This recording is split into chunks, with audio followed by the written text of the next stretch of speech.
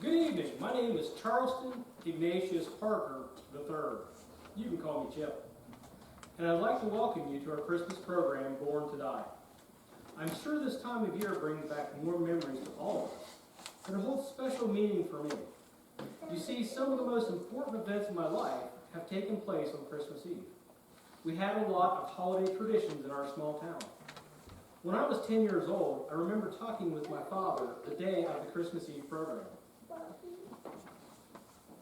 can I have some money? I have to get all my Christmas shopping done this afternoon. Well, how much are you going to need, Chip? Let's see. I'm going to need quite a bit, Dad. Our class had a contest so you could make the longest Christmas list. And I got the prize for the longest. That's great, son. Can I see this prize-winning list? All right. Oh, boy. It's backwards. There. Yeah. Woo. Yeah. Huh? Chip, who's Napoleon? You know, Dad, that's Joey's dog. And Napoleon is one of my most loyal friends, too. Chip, do you have any idea how much a rhinestone collar costs? Son, you're going to have to cut this list way down. Besides, you left your best friend out. No, Dad, there's Joey's name right there. No, Chip, I'm talking about the friend that loved you so much that he died for you. Oh, Dad, nobody buys presents for Jesus.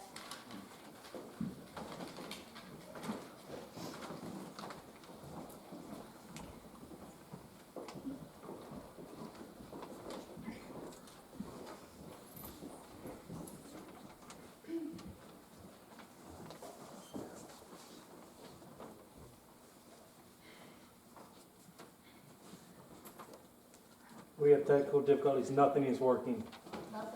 Nothing is working. Something is not on.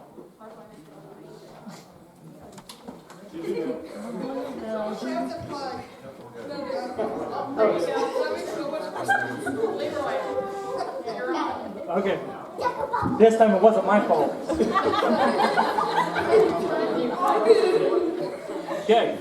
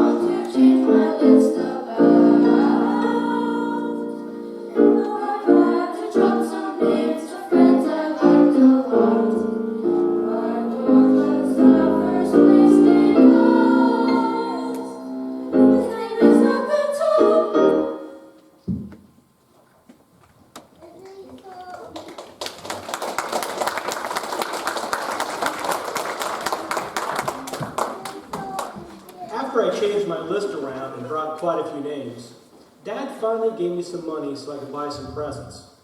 Then as I was leaving the supper table that evening, I made another announcement to Mom and Dad. By the way, I'm not going to be able to go to the Christmas Eve program tonight. Oh, really? And why not, son? I just got too much business to take care of. Exactly what kind of business are we talking about, Chip?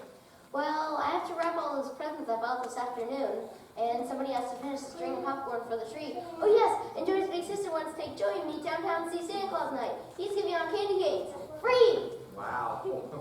Now, Chef, we've gone together as a family to this Christmas program every year. Yeah, that's right, son. I think you better plan on going tonight. Besides, don't don't you have a part in the program? Not really, Dad. I just stand by the manger with all the other angels.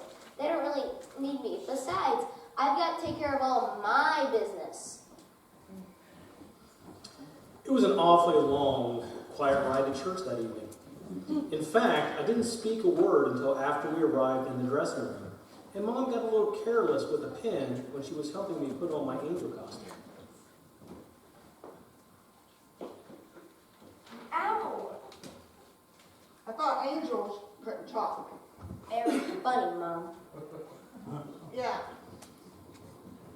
So, one egg, the Christmas bell rings 7 times. You need to go out on the stage, flapping your wings, okay?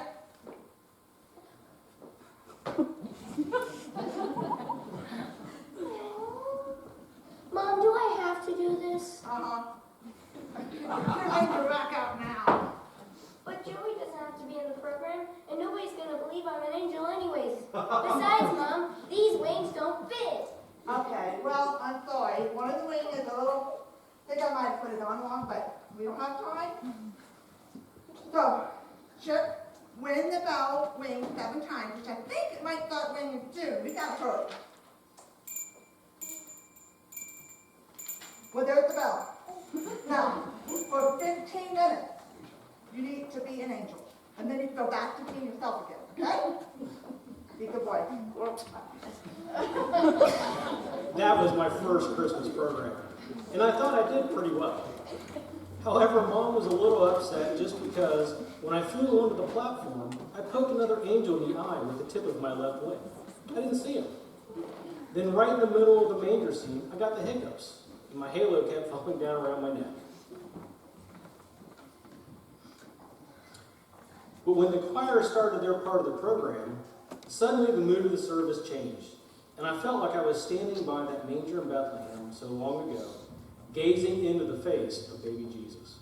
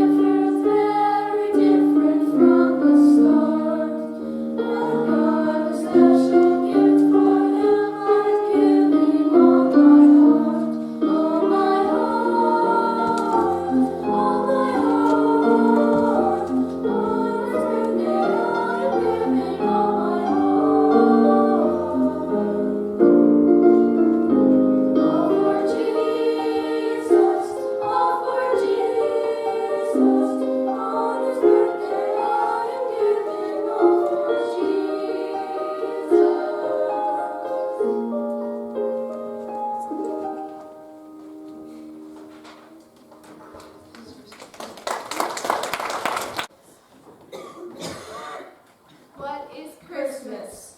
Christmas. Christmas. Christmas. What is Christmas? Christmas. Christmas. Christmas. Shoppers skippering, families are visiting, buds are stretching, Santa's hastening, candy nibbling, people are fattening. There's no sense in dining. What is Christmas? Christmas. Christmas. Christmas. Mistletoe, holly, Santa Claus jolly, Christmas geometry, partridge in a pear tree, riding on the snowplow, dashing through the snow now, stockings are hung by the tree. Christmas. What is Christmas? Christmas. Christmas. Christmas. Take a vacation, from education, from relaxation, try hibernation. Help fight inflation, give a donation, look at the bright decorations. Christmas. What is Christmas? Christmas. Christmas. Christmas. What's the Christmas. big gift under Christmas. the tree? No one wants to tell me, I hope it's Christmas. me. I was get a glimpse much later in Christmas. the night. I was get a Christmas. peek after midnight. Christmas. What is Christmas? Christmas. Christmas. Christmas.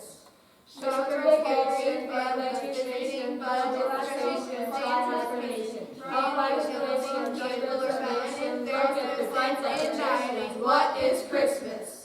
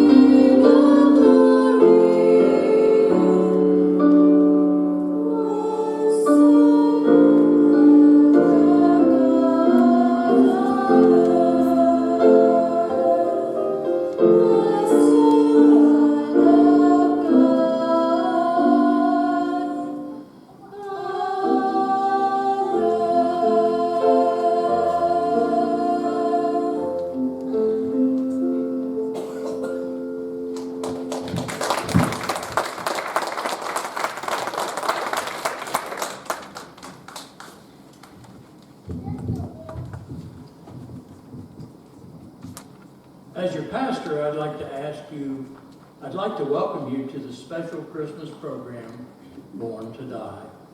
And I'd like to ask a question. Why would the creator of the universe leave the majesty of heaven to become a man? The Bible gives a twofold answer to this question. First, God's Son was born in a manger. It was his Father's will. In John 6:38, Jesus said, I came down from heaven not to do my own will, but to do the will of him that sent me. Even as a young boy, Jesus told his parents, I must be about my Father's business. Never, his burning desire was to take care of God's business, never his own. Secondly, Jesus came to earth because of his great love for you and me. Although he knew that every man was a sinner who deserved nothing but eternity in hell, he still loved us. In fact, Jesus Christ loved us so much that he paid the penalty for our sins with his own blood. Greater love hath no man than this, that a man lay down his life for his friends. Long before Jesus came to that manger in Bethlehem, he knew the world would despise him and even kill him. But he still came. You see, Jesus wasn't born to live. He was born to die. We see Jesus, who was made a little lower than the angels for the suffering of death, that he, by the grace of God, should taste death for every man.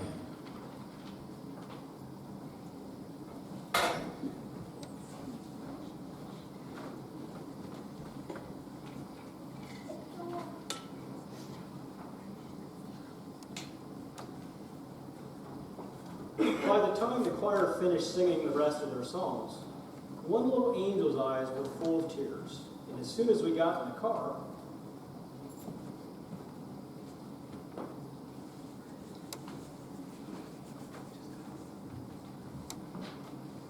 Dad, when I was standing by the manger, I felt like Jesus was a real person. Do you think he was born to die for me? Yes, Chip, Jesus died so that you could be born into God's family. Really? Yes, and he doesn't just want you to be born again, but he wants you to die too. He wants me to die? Yes, Paul, the apostle, said he died every day. Well, how do you do that? Chip, Paul wasn't talking about a physical death. He was talking about giving up all he wanted to do and letting God have control of his life. Chef, do you remember the last song the choir sang? Well, the last stanza of that song, it says, Dearest Lord, evermore, may thy cross I adore. As I follow the path to Calvary, of thy death I partake. My ambitions I forsake. All my will I surrender to thee. Chip, would you like that to be your testimony? I suppose so, Mom, but let me think it a while. Besides, I've got to take care of all my business.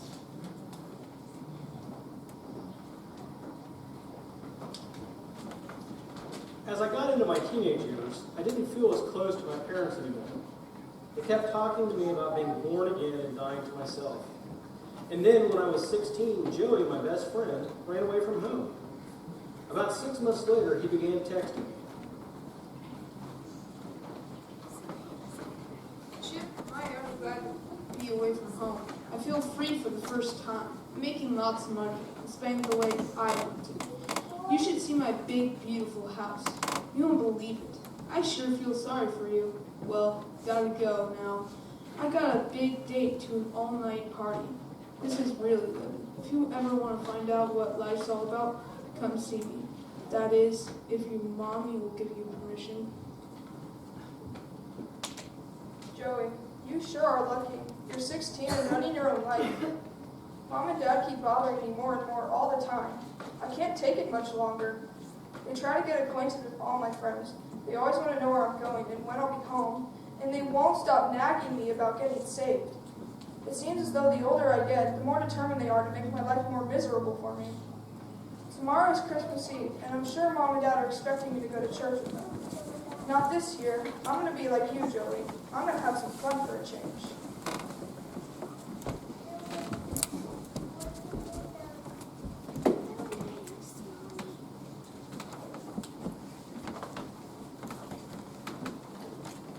Charles, where could Chip be? He missed supper, he missed the Christmas Eve service, and now it's way past midnight. Isn't there something we could do? Let's just keep praying, Mary, son. God will protect her. We've been praying half of the night. What if he's been in an accident? He's hurt. Charles, what if he needs us? All right, Mary, I'll call the police. Maybe they can help us. Wait! A car just pulled up front. Oh, thank the Lord you're okay. We were worried about you. Are you okay? Of course I'm okay, Mother. Don't be silly. Chip, where have you been? Dad, all my friends go where they want, they do what they want, and they stay out as long as they want. Why do you keep insisting on treating me like a little child? Don't you trust me? Yes, son, we trust you, but we also love you. Why else do you think we've been up half the night praying for you? Don't you understand? No, I don't understand. Why can't you just stay out of my business? Chip, where are you going? Son, come back here. I had to get out of the house and let off some steam. The rest of the night, I just walked around town avoiding every car that looked like it might be Mom and Dad's. I spent Christmas Day at a friend's apartment. Then the day after Christmas, I was the first one in line when the bank opened, and I withdrew all of my college savings. As soon as I finished counting it, I took off running to the bus station. You're quite lucky. There's just one seat left on that bus. Where are you headed? I'm headed for the time of my life. You're going quite the long way. What's the occasion? I'm just gonna go see an old friend. Are we getting in pretty late tonight? Is someone going to pick you up at the station? No, it's a surprise, but I'll be alright. All right, well, here's your ticket. There's quite a bit of cash you have there. Yeah, I have some spare cash on hand, for emergencies. By the way, where do I catch my bus? Well, let's see. Looks like you'll be getting on right over there. Have fun. Good luck. I'll never forget the thrill of that trip for as long as I live. After I counted and handled and recounted my money, I just gazed out the window and dreamed of all that the future had in store for me. No more rules and regulations. No more being ordered around. No more talk about Jesus and being born again and dying to self. Finally, I was getting my chance to live. Late that night, I finally found Joey's address. I knocked on the door of a large, beautiful house with big white pillars. I was impressed.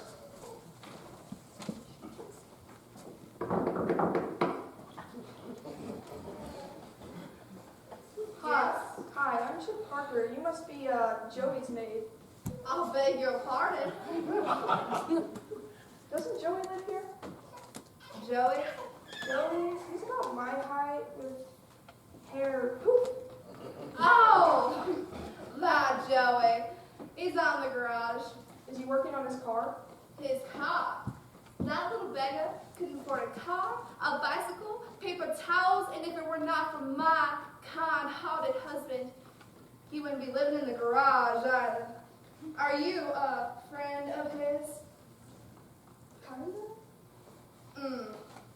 Well, I guess you could go back and see him, but don't plan up on taking residence with him.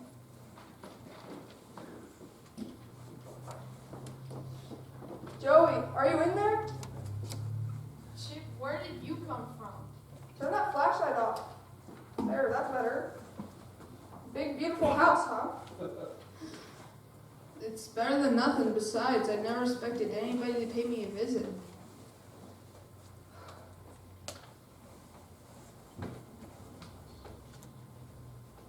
What are you doing here? Well, I thought I'd try living on my own for a little bit, just to see how I like it. But I was hoping you could put me up for the night. Sorry, Chip. I'm tired and there just isn't any room. Well, then you know any nice motels here? Sure, plenty, but it costs more than you could pay. Don't worry, I have enough money to take care of it. You do? Wait. Let's unzip some sleeping bags, and you're just gonna have to put on coats to stay warm. Okay. And you're gonna have to use the hose to wash up outside the garage. Okay. And the paper towels on the workbench to dry off. Needless to say, Joey's carefree life wasn't quite as glamorous as his text had led me to believe. His money-making job turned out to be bagging groceries in a small grocery store. The next morning, I took Joey apartment hunting. Wow, look at the chandeliers. Joey, come over here. This place even has a hot tub. I wonder what it'd be like to live in this place. Why don't we find out? What do you mean? I mean, let's move in right now. You saw how much this place cost? Chip, where did you get all that money from? Never mind that now. Let's just go get our stuff. I'll pay first month's rent, then we split next month, alright? Sounds good to me. I'm going to show you how to really enjoy life. On New Year's Eve, we threw our first party. I met lots of girls and made friends of her. From then on, it was one party after another. The next few months were everything I dreamed they would be, and more. Don't anybody be bashful now. There's plenty more to eat. Wow, Chip, this is the best party yet. You're the best friend a guy could ever have. And don't you worry about all that money. I owe you. I'm keeping check. As soon as I get another job, I'll pay it all back. You're the greatest.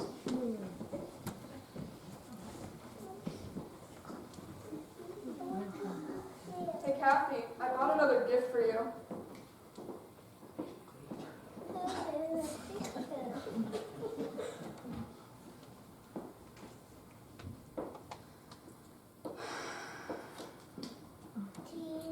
Oh, thank you, Chip. How did you know I needed a new phone?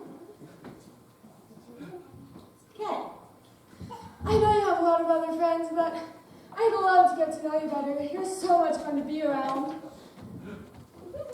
I began to realize how much fun I'd been missing all those restricted years at home. While I was having such a good time, I hadn't even thought about Mom and Dad. Of course, they probably hadn't thought about me either.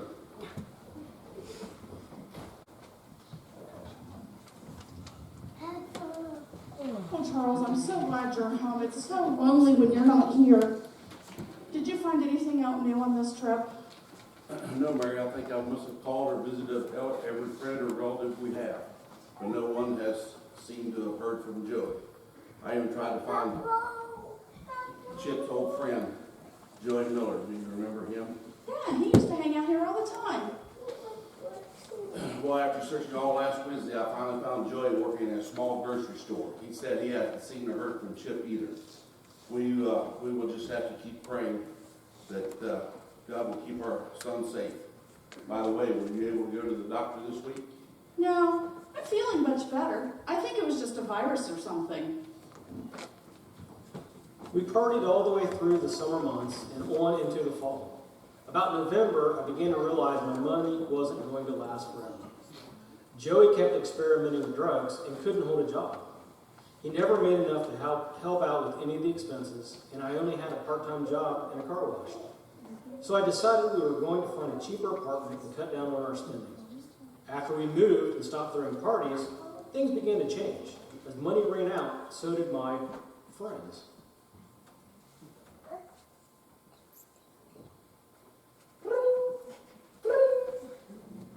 Hello. Hello, Kathy. This is Chip. Hi, Chip. Hey, I was just wondering if maybe you wanted to get together tonight and do something. What do you have in mind? I was thinking maybe we could just watch some TV. Oh, actually, I'm recording for, anime. That's what I'm doing. Yeah. Okay. Things continued to grow worse and worse.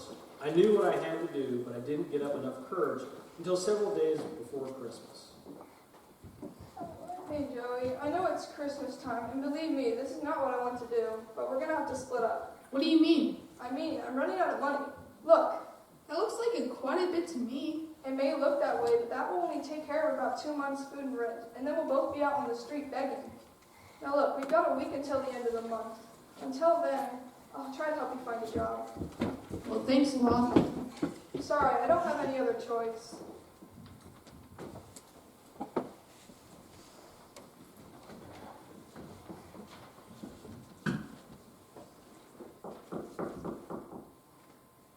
Chip, you still awake?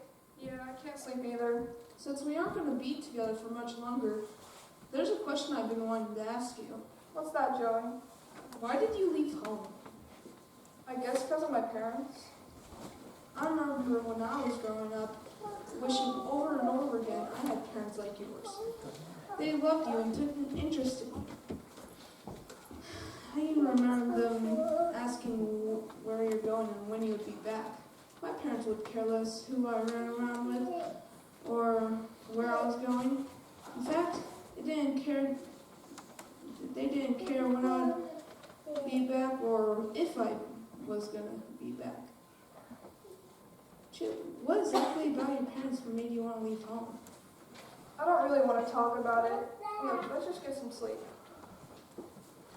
I couldn't answer because for the first time, I realized that the binding restrictions which had driven me away from my parents were actually cords of love which should have drawn me closer to them.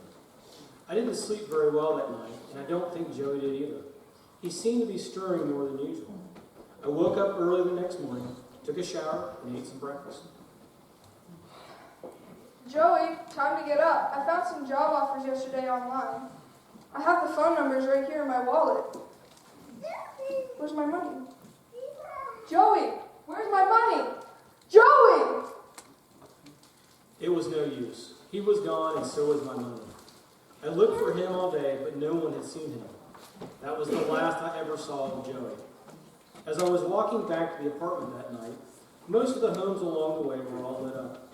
Everyone was in the Christmas spirit, but me. About that time, I passed a family that was out caravan. They threw me a candy cane as they went by.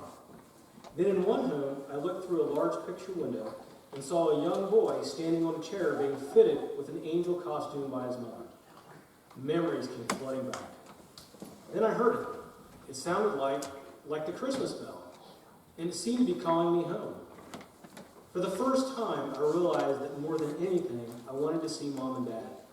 But home was hundreds of miles away, and I was all alone. No friends, no family. Lord, I don't even know if you hear me, but I need help. I want to go home, but I don't have any money or anything of value. I do have this watch, though, the one Grandfather gave me. It's the last thing I want to give up, and not even a pawn shop is open this time of night. I'm at the bottom, Lord, with nowhere to look but up. Only a small miracle could get me home. I heard in Sunday school once that a miracle was something that couldn't be explained by human reason. Well, here goes something that doesn't make sense.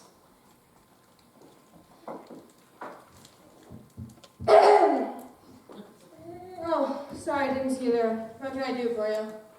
I was just wondering if you would send anything collect? Sure, do it all the time. What do you need to send? Me? You. Yeah. Well, I've never sent anyone collect before, but let's see if you meet the requirements. Let's see. Must be securely wrapped using only plastic packaging tape. Must be labeled in 2 places. It may not exceed 85 pounds or be larger by 30 by 40 inches. And I'm afraid you don't meet those requirements. No, I have work to do. I do have these shoes. Where'd you get these? Walmart. Well, this is going to be quite the story to tell my boss. But I like these shoes. They aren't going to fit me, but my son might like them. So, take this and go. You better leave quick before I change my mind. Pick it up, because it's outside the booth now. By the way, there's a spider on the desk over there.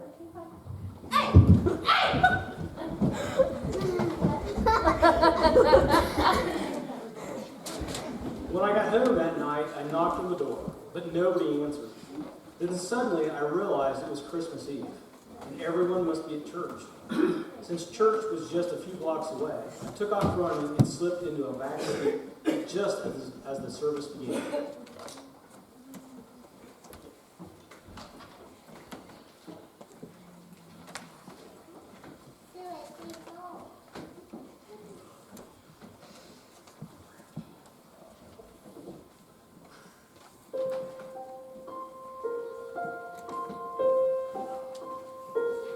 Behold the babe of Bethlehem, by angel host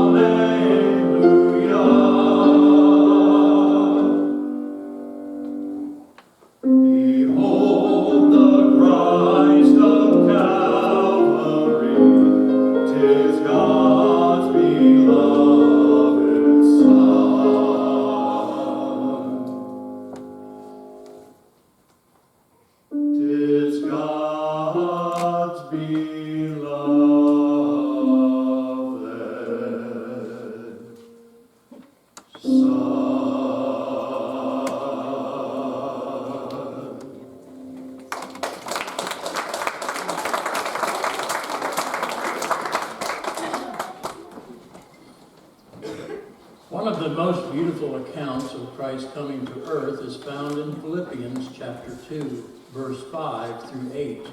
Let this mind be in you, which was also in Christ Jesus, who, being in the form of God, thought it not robbery to be equal with God, but made himself of no reputation, and took upon him the form of a servant, and was made in the likeness of men. And being found in fashion as a man, he humbled himself, and became disobedient unto death, even the death of the cross. Notice that verse 5 tells us we are to have the same attitude that Christ had when he came to the earth. Just as Jesus was born to die, we are commanded to follow his example.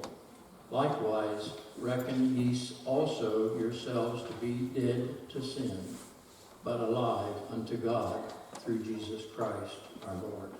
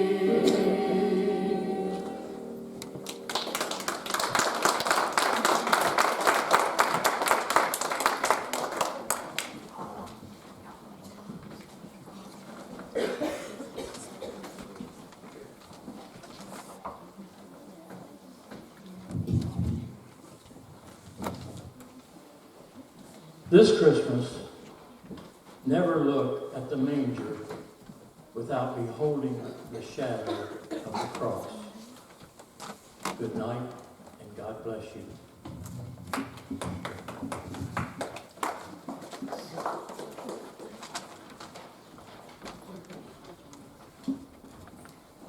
Dad! Chip, thank God you're safe. We've been worried sick about you. Where have you been? You have? Of course, son. Of course, son. We have been looking everywhere for you. You have? Well, I didn't think you and Mom would ever want to see me again. By the way, where is Mom? I didn't see her in the choir. She's not here, Chip. Where is she? I have to let her know I'm all right. She knows, Chip. She knows. You better read this. Your mother knew you would be home for Christmas and asked me to give this to you as soon as I saw you. Dearest Chip, welcome home, son. A moment has not gone by since you left that my heart hasn't cried out to God, asking Him to bring you home. Home to me and home to God. 3 months after you left, I found out that I didn't have long enough to live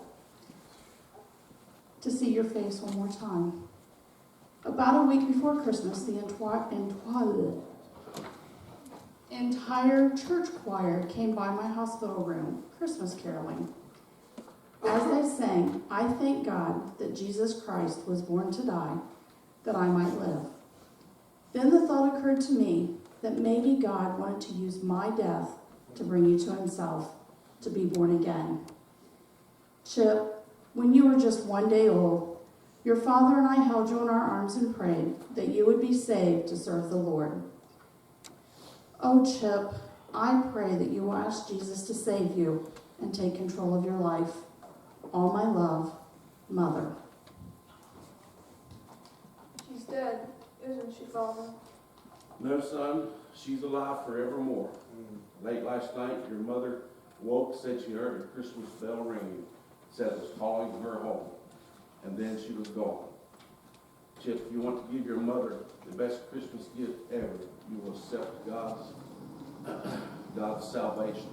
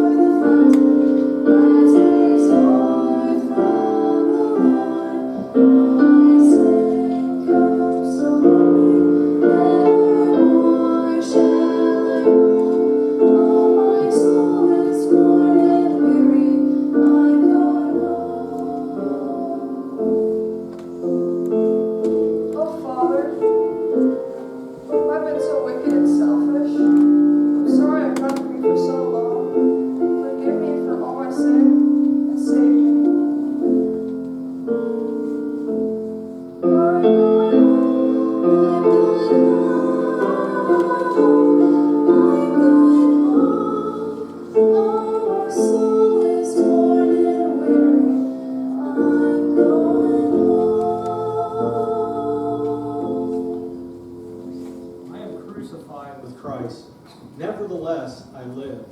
Yet not I, but Christ liveth in me. In the life which I now live in the flesh, I live by the faith of the Son of God, who loved me and gave Himself for me.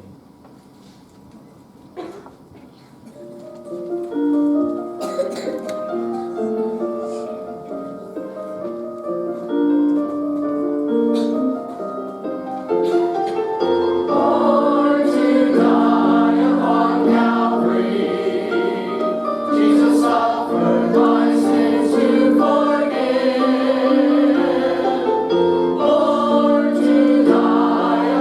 Calvary.